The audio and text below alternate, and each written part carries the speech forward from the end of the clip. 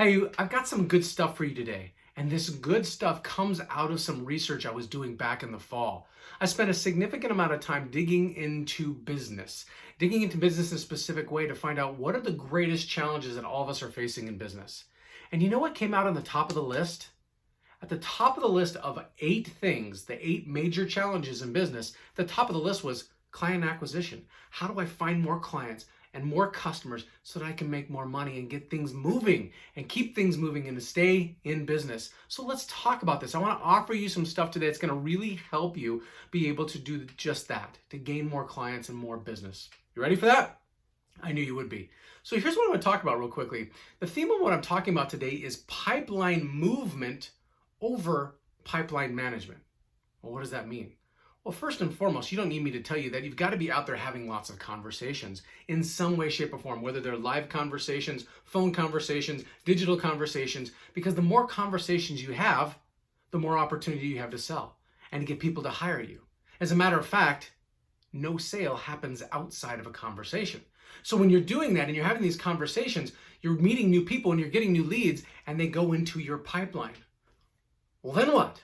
Right? How do I get people from being in my pipeline to actually being somebody who hires me or basically spends money with me, right? How do I get those clients? And so let's talk about pipeline movement over pipeline management. So let's talk about the basics of human nature. People love to be moved and they hate to be managed. I want you to think about that for a second. Think about that from your own perspective. Do you prefer to be managed by another or by others? Or by rules? Or would you prefer to be moved and inspired and invigorated about what is possible? This is the same that is true amongst all human beings. So how do we delineate this? How do we make this work? Well, let's talk first about management, right? When we said people hate to be managed, I want you to think about this. When people feel like they're being managed in some way, shape, or form, they have this sense that their freedom is threatened. Like they don't have opportunity for choice. Right? And choice is one of the number one things that help people feel like they've got possibility, that they can get unstuck. And so when we're trying to manage people and cram them through a pipeline to the next step in the process just to get a sale out of them, that can be really unkind and it can make people feel like their freedom has been threatened. What else about management? Well, what about that idea that when people feel managed, they kind of get this sense, it's almost like a childlike sense that we've all been through. And I don't think we grow out of it when we become adults, but it's like, you're not the boss of me.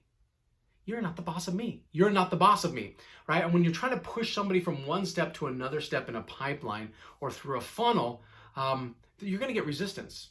And resistance is a sign of lack of rapport. And so if we don't have rapport with people, they're going to feel like they want to say, hey, you're not the boss of me, okay?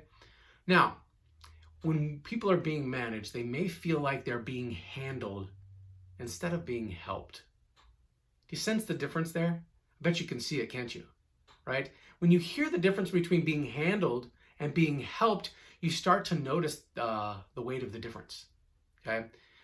When people feel like they're being handled, they feel like a number. I remember that old movie years ago, Ferris Bueller's Day Off, right, where the teacher's standing at the front of the room. He's going Bueller, Bueller, with almost no tone and no life to the guy. He had no personality, right? And so that's what it feels like to be handled. Okay?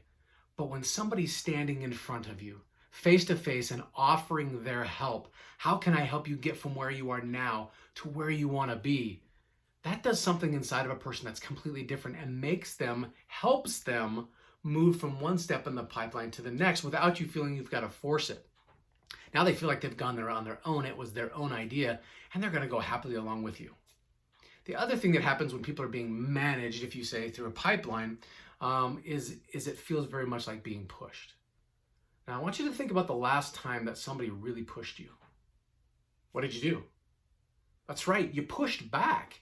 And it's a natural instinct for us as human beings that when we're being pushed, we get pushed back. If somebody physically pushes us, we might just feel like pushing them back.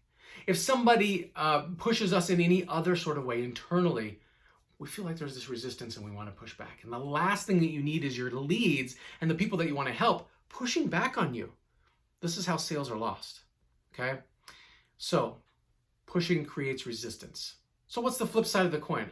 I want you to think about, instead of being managed, I want you to think about the idea of being moved, okay? Think about your favorite movies. I just spent this last week watching the extended versions of the Lord of the Rings series with my kids because we just eat those up. They're just so fascinating, and there's so much depth to the story, and there's so much inspiration, and there's so much of the downturn and the fear and those kinds of things, and it's very, very dynamic. See, our favorite movies are our favorite movies because of how they move us. My younger brother once watched, years and years ago, the movie Patch Adams. Okay, and at the end of that movie, he was so inspired. He says, I am going to go be a doctor. And he had his mind and heart set on going out and being a doctor simply by watching a story or a movie. So how can you help people feel moved? What else? What about music? Why don't you think of your very first date with that special someone, right? Or the very first time you danced, or maybe there's a song that just puts you guys into that state of remembering what it's like to be in love, okay? That's being moved. Inspiring stories are the same way. We hear them on a regular basis, whether you're reading Chicken Soup for the Soul, or you're watching it on video, or you see it on YouTube or something else, and we all get inspiring stories in our lives. And those inspiring stories want us to take action. They move us to move in the direction of our dreams, and that's what people are looking for from you. They just don't want to be pushed through a sales process. They don't want to just be considered a number. They want to be inspired. They want to know that somebody cares about their dreams and wants to help them get there. When you are like this, this moves from the push of managing people in your pipeline to the pull. And pull is so much more powerful because pull is about a compelling future. It's about a hell yes. How can I move in that direction? Okay? And it also brings relief because people want what they want so much so, and they can see you as the possibility of getting there. And when they see that in you, there's this big sigh and this big sense of relief in them that I'm going to get what I want, and it's not going to be as hard as I thought. So I'm trusting that you're taking some good stuff from this. And I want to encourage you to change your mindset and let your mindset change your activities for how you help people and to gain clients in your business. Okay? Pipeline movement over pipeline management. You know I love you. Be great. It's what you're made for. Talk soon.